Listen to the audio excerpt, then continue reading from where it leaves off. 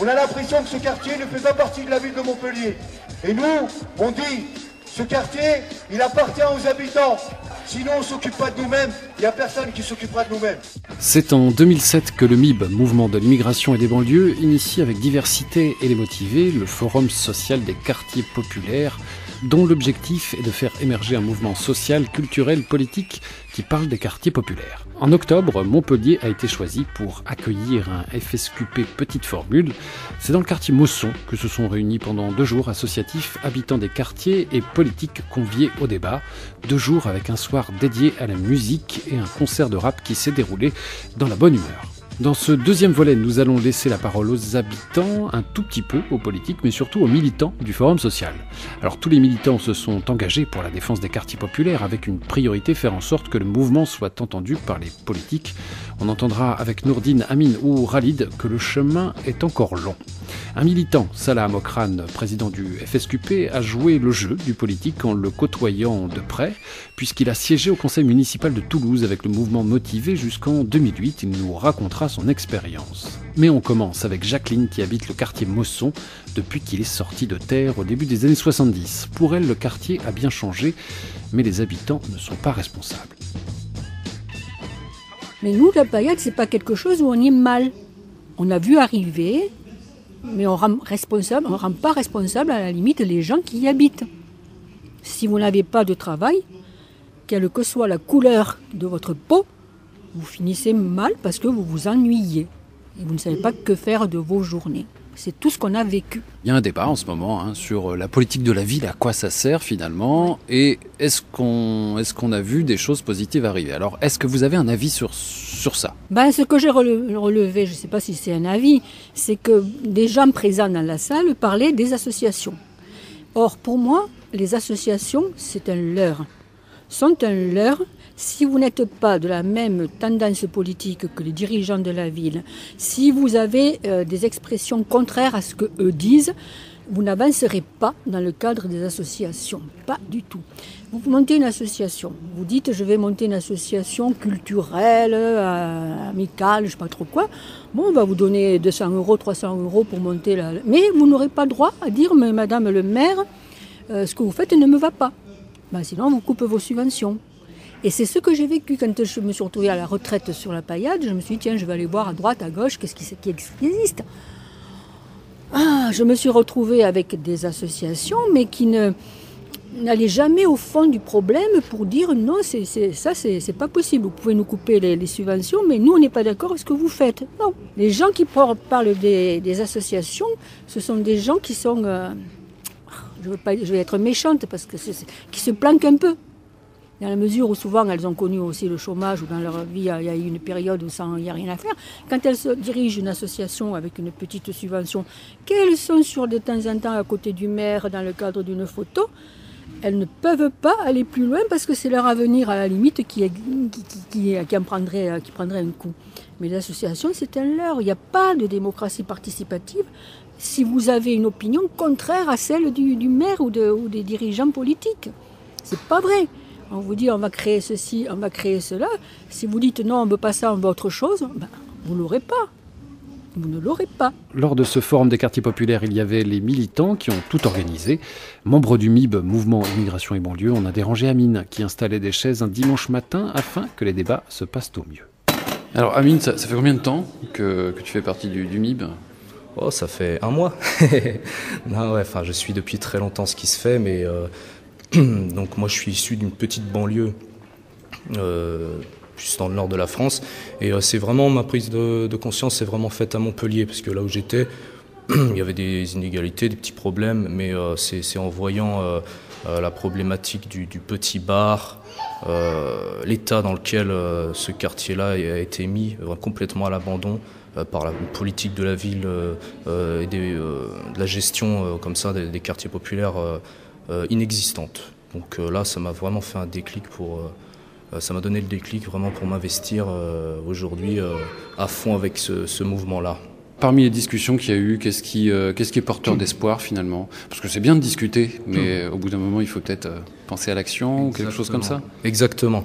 Là, c'était un petit forum avec des débats, des échanges, des concerts. Un concert qui a lieu hier soir, tout s'est très bien déroulé. Mais évidemment, ça va donner suite à beaucoup de choses et à des actions concrètes de terrain et pourquoi pas une permanence qui s'occuperait avec des bénévoles qui s'occuperaient d'aider les habitants des quartiers qui demandent de l'aide pour les problèmes qu'ils rencontrent. Ce forum, ce week-end-là, c'est mignon, mais après on va faire des choses vraiment concrètes sur le terrain et voilà, c'était plutôt un appel à un rassemblement. Une prise de conscience. Il y a eu divers échanges, c'était très intéressant. Il y a eu la parole aux habitants. Ils ont pu s'exprimer. Beaucoup, ça se voyait qu'ils ne peuvent pas s'exprimer, qu'on leur donne aucun espace, comme ils appellent ça, de démocratie participative. Ce week-end, il y en a eu. Et face aux élus, qui je l'espère, vont prendre leurs responsabilités et tenir compte de ce qu'on leur a dit. Voilà.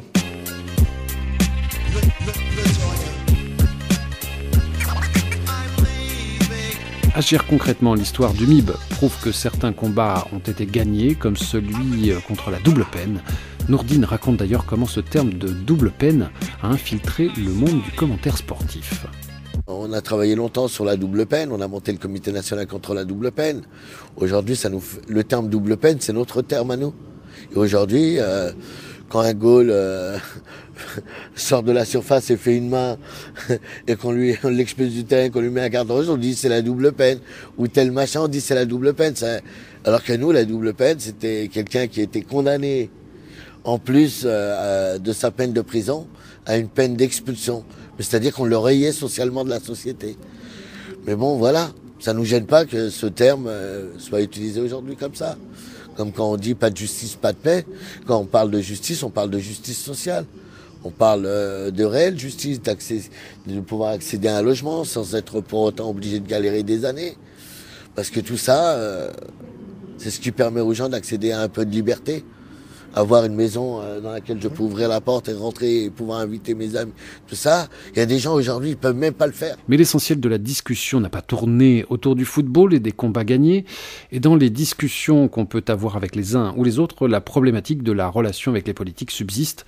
Aux beaux discours et aux mesures pas toujours concertées des politiques de la ville répond une certaine impatience des habitants et en premier lieu les militants.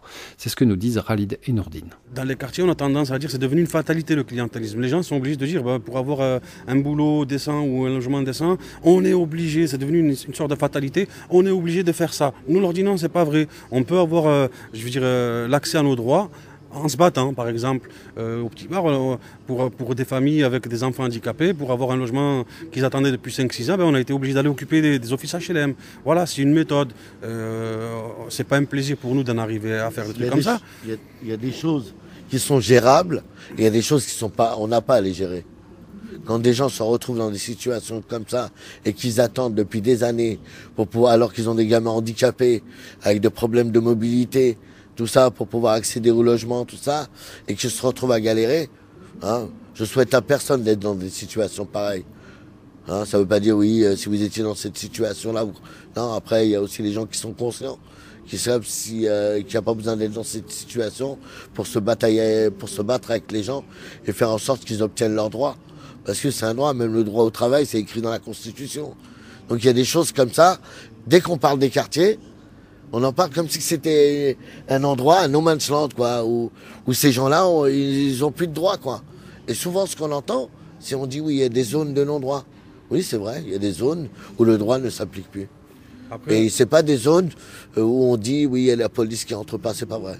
Ça, la police, dans nos quartiers, elle rentre matin, midi et soir. Quand elle veut, elle rentre. Le faire croire en province ou dans le milieu rural que les policiers ne peuvent pas rentrer dans nos quartiers en banlieue, c'est faux. Parce que si les gens venaient dans nos quartiers, ils vivraient la condition humaine dans laquelle les gens vivent. Et à ce moment-là, peut-être ils seraient plus sensibles à ces questions-là, plus touchés, et se poseraient encore plus de questions. En se disant, effectivement, vivre là-dedans, dans ces cités-là, à 20 000 ou à 30 000 sur un quartier, Parce qu'on habite dans des zones, des fois c'est des zones urbaines prioritaires, où franchement, les gens ils vivent à des milliers là, et c'est relativement calme quoi. Et il y a beaucoup de souffrance, on parle pas des gens qui sont hospitalisés, qui pètent les plombs un jour parce que la vie est tellement pas facile qu'ils se fragilisent. Donc qui n'a pas connu un copain qu'il a vu dans le quartier, qui à un moment de sa vie a perdu un être cher ou machin, et en plus du chômage et de la crise, et ben il finit par être totalement déconnecté quoi. Certains reviennent de ça, mais certains, les pauvres, ils y restent. Hein. On parle pas des gens qui font des TS, hein, des tentatives de suicide ou qui se foutent en l'air. Hein, tout ça, on n'en parle pas. On croit que dans nos quartiers, c'est voilà, les gens, c'est comme s'ils portaient un imperméable et tous ces problèmes-là, et ben, ça glisse sur eux. Non, quand ça touche, ça touche. Comme n'importe qui ailleurs en France ou aux Antilles ou à la Réunion ou en Guyane. Ou aussi, j'ai vu ces derniers temps. À Mayotte, des gens sont rebellés à cause de la vie chère, à cause de la vie dans laquelle, oui, au bout d'un moment, ça suffit, quoi. Ça suffit que les gens qui nous parlent à la télé, même le président qui parle, c'est un homme, quand il est arrivé au pouvoir, il s'est fait 170% d'augmentation de son salaire, 170%. Et ce monsieur, il est capable de parler des RMistes, hein, de gens qui se lèveraient à 6h du matin et d'autres qui se lèveraient à 9h du matin et qui profiteraient parce que les gens de 6h du matin, ils en ont marre de voir les gens de 9h du matin être... Mais c'est quoi ça? Il se lève à quelle heure, lui? Il se lève comme mon père, il s'est levé, lui. Il travaillait dans le bâtiment, comme ferrailleur. Et il a attendu 30 ans avant d'avoir un logement. Non, ils connaissent pas ça. Hein? Et aujourd'hui, qu'est-ce qu'on nous dit? On nous dit c'est la loi du marché. C'est le marché qui commande tout. Hein, on peut rien faire, la note, machin, mais qui c'est ces gens qui donnent des notes? Hein? Pourquoi on les attraperait pas? Pourquoi on n'irait pas les voir? Quelle note tu vas donner, toi? Ben oui, c'est comme ça, quelle note tu vas donner? Non, on va te donner une note. Hein? T'auras plus d'argent. Voilà. Comme ça, tes notes, tu te les gardes. Parce qu'aujourd'hui, on a l'impression qu'on peut plus rien contrôler. Qu'on peut plus rien faire. Que c'est le CAC 40, c'est machin, à chaque fois. Moi, ces dernières années, c'est hallucinant comment on parle d'un être, on a l'impression comme ça, hein, qui est le marché, et qu'on n'arrive plus à contrôler. Il y a des entreprises qui sont délocalisées. Tout ça, il y a des gens qui le payent. Et en premier lieu, les gens qui habitent dans ces quartiers-là. Donc, il est important qu'il y ait des espaces comme le Forum des quartiers populaires, où les gens aussi peuvent exprimer leur douleur, mais aussi s'organiser pour essayer de rompre avec ça. Alors quel est le point de vue d'une élue à la ville de Montpellier sur ces questions des relations entre associations et politiques? On écoute Annie Benezech, présente lors de ce FSQP. Moi je pense qu'il faut surtout, c'est que les associations aillent vers les comités de quartier. Pourquoi? Parce que les comités de quartier, ce sont des organes qui sont reconnus par la loi de la démocratie participative. Donc automatiquement, nous, en tant qu'élus de quartier, nous sommes obligés de nous retourner sur ça. Il faut que toutes les associations aillent voir ou créer un comité de quartier où ils habitent, et à ce moment-là, ils rentreront automatiquement dans les organigrammes de la mairie. Puisque de toute façon, le comité de quartier, c'est un des bras armés de la démocratie participative. Parce que c'est ça que il y a trop d'associations et peut-être pas assez d'associations qui se moulent dans cette histoire de comité de quartier. Les comités de quartier, ça veut bien dire ce que ça veut dire. C'est-à-dire que vous habitez par exemple Léon Hassan, vous habitez le bas de la Mosson, vous habitez... il faut que se créent des comités de quartier pour être au plus près des gens. Et à ce moment-là, ça deviendra les interlocuteurs qui viennent de n'importe quelle... je pense, la politique, je pense qu'il ne faut pas que... Parce qu'ils sont des socialistes ou qui sont de droite ou qui sont du milieu. Je pense que ce n'est pas ça le problème. Je vous assure, je n'ai jamais demandé aux gens qui me demandaient des choses où ils étaient. Mais à un moment donné, c'est la cohérence aussi des demandes. Donc il faut que ces gens rentrent dans un moule. Alors c'est vrai que c'est un moule, mais il est là. C'est la démocratie participative. Et moi, je pense, j'y crois vraiment. S'ils rentrent dans ce moule-là, ils seront écoutés autant qu'ils peuvent l'être que n'importe quel autre comité de quartier. Les comités de quartier pourraient peut-être répondre à certains problèmes de la vie quotidienne, mais seraient loin de satisfaire les membres du FSQP. Une autre voie a été tentée à Toulouse avec le parcours de Salah Amokrane, qui a été élu au conseil municipal avec les motivés de 2001 à 2008. Peut-on peser quand on est élu? Salah Amokrane, actuel président du Forum social des quartiers populaires, nous livre son point de vue.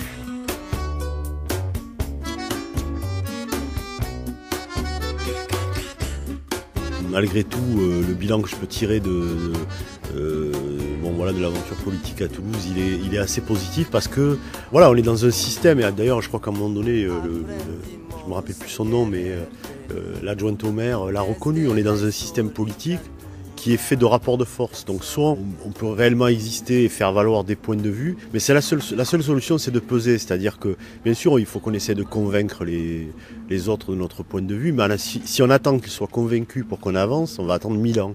Donc ça, c'est le premier point. Et voilà, dans ce système politique-là, bon, voilà, ils comprennent le langage qu'ils comprennent le plus, c'est quand même quand on vient les concurrencer sur leur propre terrain. Maintenant, quand même, ceci dit, il faut qu'il y ait des conditions qui soient remplies pour ça. Et je pense que la condition de l'autonomie, elle est importante, parce que on pourrait se dire bon, ben c'est bien d'être élu, ben je vais aller sur la liste du PS, sur la liste du PC, du Front de gauche, enfin je sais pas, peu importe. Mais seul, ça sert à rien. C'est-à-dire ce qu'il faut, c'est, bon, c'est ma conviction, hein, je peux me tromper, mais c'est être à l'initiative et être autonome dans la prise de décision, dans la mise en place d'un projet. À ces conditions-là, ensuite, on peut peut-être envisager éventuellement des alliances ou quoi. Mais je pense que c'est très très important, en tout cas par rapport à ce qu'on veut défendre au Forum social des quartiers, d'être à l'initiative et d'être autonome. À partir de là, on peut peut-être envisager de rentrer dans des instances et tout. C'est toujours intéressant. Bon, moi j'ai été dans l'opposition, faut pas se raconter d'histoire, hein. C'est pas tellement intéressant pour peser sur les décisions, comme je le disais, du maire, hein. C'est surtout intéressant en termes de ce qu'on représente, de la légitimité que ça peut donner aussi vis-à-vis des habitants d'une ville, et puis aussi des moyens d'information qu'on ne peut pas avoir quand on est un simple citoyen, quoi. D'ailleurs, vous pouvez être au courant des dossiers, c'est bien ça. Il y a peut-être une autre partie aussi. Quand vous êtes dans l'opposition, quand vous étiez notamment à Toulouse, vous aviez aussi peut-être accès aux médias, à la presse régionale, vous pouviez donner votre point de vue, peut-être avec aussi la télévision, la radio. Enfin, ça aussi, c'est pour porter votre voix, c'est peut-être une bonne idée ou pas ? Oui, là où ça a fonctionné, c'est surtout pendant la campagne quand même, et pendant les moments forts. Parce qu'après, une fois qu'on est rentré dans la routine du mandat, dans le ventre mou d'un mandat, en tout cas, c'est le drame de la presse régionale, quoi, hein. C'est-à-dire qu'on se retrouve, nous à Toulouse, c'est la Dépêche du Midi, hein, situation de quasi-monopole en termes d'information locale. De temps en temps, ils viennent jeter un œil, ils font... c'est pas lié à nous. Là, pour le mandat actuel, quand il y a un conseil municipal, il y a une demi-page dans la dépêche pour dire les 3 décisions importantes qui ont été prises. Mais bon, ce qui est important, c'est quand même de comprendre. Ça aide à comprendre les choses, ça aide à avoir de l'info, même si c'est compliqué, parce que c'est compliqué. Je sais pas, par exemple, dans un conseil municipal comme à Toulouse, pardon. Pour vous donner un ordre d'idée, en général, l'ordre du jour, c'est autour de 300 délibérations. Et il y a tout qui passe au conseil municipal d'une ville, c'est-à-dire c'est le trottoir, ça va de refaire le toit d'une école à une opération de renouvellement urbain dans un quartier populaire, là où il y a un enjeu super important. Et on nous noie sous la technique, et il faut se méfier de ça. Voilà, il a fallu beaucoup se méfier de ça parce qu'on est vite noyé sous la technique. Mais après, on a un rôle à jouer. Et donc, par exemple, à Toulouse, il y a eu, quand j'ai été élu, donc c'était en mars 2001, par exemple, 6 mois après, en septembre 2001, le 21 septembre, il y a eu une usine qui a explosé à Toulouse, l'usine AZF. Et situation absolument dramatique. Et là, on a eu un vrai rôle à jouer parce qu'on a eu une bonne partie de la ville qui a été détruite, et notamment avec de très très gros impacts sur pas mal de cités du sud de Toulouse, hein, autour du Mirail. Et là, en termes de relais avec la population et tout, on s'est retrouvé quand même, nous, être vraiment parmi les mieux placés pour faire remonter les revendications des revendications et puis tout simplement les préoccupations des habitants, quoi. C'est aussi ce rôle-là qu'on essaie de jouer, qu'on peut jouer différemment des politiques traditionnelles. C'est de faire une espèce d'ascenseur, de faire de relais, d'aller de va-et-vient entre le terrain Voilà, quoi. En tant que président donc, du Forum social des quartiers populaires, est-ce que vous avez une vision sur l'avenir ? Qu'est-ce qui peut se passer un peu plus tard ? Je pense que dans des mouvements comme les nôtres, qui sont plus des réseaux pour l'instant que des véritables mouvements, et avec l'histoire quand même, avec notre histoire, le patrimoine des différentes histoires militantes, celle du MIB, celle de Motivé, celle de Diversité à Lyon, celle de Justice pour le Petit Bar ici, on a le potentiel pour penser une action. Et ensuite, donc il y a le travail sur le réseau. Et ensuite, par contre, ce qui me paraît important, c'est... parce que je crois que ça marche comme ça. Nous, on a besoin de faire du concret. Donc par exemple, ce qui est intéressant à Montpellier, c'est que justement, il y a la mémoire d'une lutte qui est encore fraîche, ce qui fait qu'on a un groupe militant ici qui est fort, qui est solide. Et je crois beaucoup, comme ça s'était fait en 2001 par exemple avec Toulouse, ou à d'autres moments avec le MIB, ou à Lyon à d'autres moments, je crois beaucoup au fait qu'on puisse faire des démonstrations. Et ce serait vraiment intéressant. Et moi je crois qu'ici, à Montpellier, il y a le potentiel pour faire une démonstration politique d'une initiative qui part des quartiers, qui parle de ça. Et donc ce que j'espère, mais bon, je ne peux pas prévoir l'avenir, mais ce que j'espère, c'est que justement cette démonstration-là, elle va se faire, parce que c'est à partir d'exemples concrets. Le problème, c'est que dans les quartiers populaires en général, les gens ne croient plus à grand-chose. Il faut montrer que c'est possible. Moi, c'est mon point de vue, là, pas tellement en tant que président, mais plus à titre personnel, mais je pense qu'il est partagé par d'autres. C'est que si on se donne les moyens de faire la démonstration de ce qui est possible, c'est que c'est un bon moyen de faire école ailleurs. Et si les gens à Vitry-sur-Seine, en Normandie, ils disent « Ah, à Montpellier, il y a un groupe politique issu des quartiers qui porte cette parole-là, qui est légitime, qui raconte pas d'histoire, qui existe et qui est fort », ça veut dire que c'est possible de le faire, quoi. Alors moi, je suis convaincu depuis le temps que c'est possible, mais là, voilà, il peut y avoir une occasion intéressante. Et par exemple, bien qu'étant de Toulouse, à la limite, bien sûr, je vais continuer à faire des choses dans ma ville, mais s'il le fallait, je préfère mettre le paquet sur Montpellier, parce qu'on ne peut pas tout faire, parce qu'on n'est quand même pas assez fort, pour montrer justement, pour faire un vrai exemple, quoi, en fait, quoi. Ainsi s'achève le deuxième volet sur le Forum social des quartiers populaires, petite formule qui s'est déroulée à Montpellier les 22 et 23 octobre, organisée par l'association Justice pour le Petit Bar qu'on retrouve sur internet à l'adresse mib34.com. Et le Forum social des quartiers populaires a aussi un site www.fsqp.fr.